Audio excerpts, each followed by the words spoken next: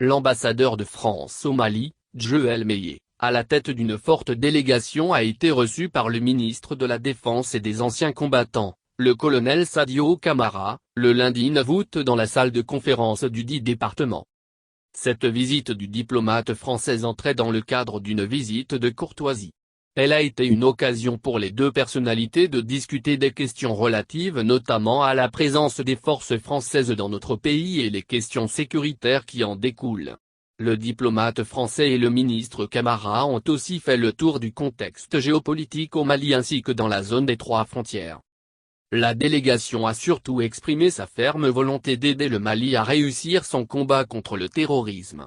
Il faut cependant rappeler que cette rencontre a été une occasion de saluer la mémoire des soldats maliens et étrangers tombés en combattant les forces du mal qui sèment la terreur au Sahel, plus précisément au Mali.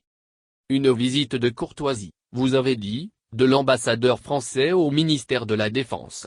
Et si c'était pour recoller les morceaux après la mauvaise décision du président Emmanuel Macron au mois de mai dernier, suite à la destitution de Ban Do et de son premier ministre Mokhtar Ouane. Emmanuel Macron avait en effet affirmé dans un entretien au journal du dimanche du 30 mai que la France retirerait ses troupes si le Mali allait dans le sens d'un islamisme radical, après un deuxième coup d'État en 9 mois.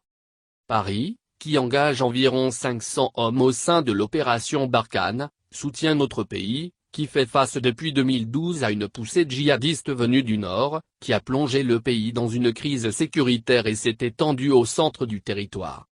Au président malien, Ban Do, qui était très rigoureux sur l'étanchéité entre le pouvoir et les djihadistes, j'avais dit, l'islamisme radical au Mali avec nos soldats sur place? Jamais de la vie. Il y a aujourd'hui cette tentation au Mali.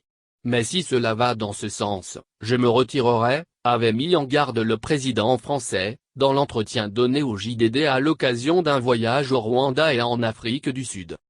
Le chef de l'État français avait également affirmé avoir passé le message, aux dirigeants d'Afrique de l'Ouest, qu'il ne resterait pas aux côtés d'un pays où il n'y a plus de légitimité démocratique ni de transition.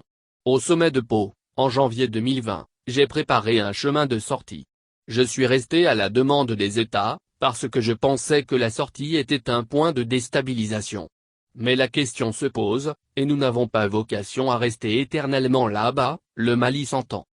Des propos assez durs qui avaient fait sensation pour le président français, mais face auxquels Bamako avait observé un silence assourdissant comme une grenade de guerre. Chercherait-on aujourd'hui, du côté de l'Élysée, à recoller les morceaux du verre jetés à terre?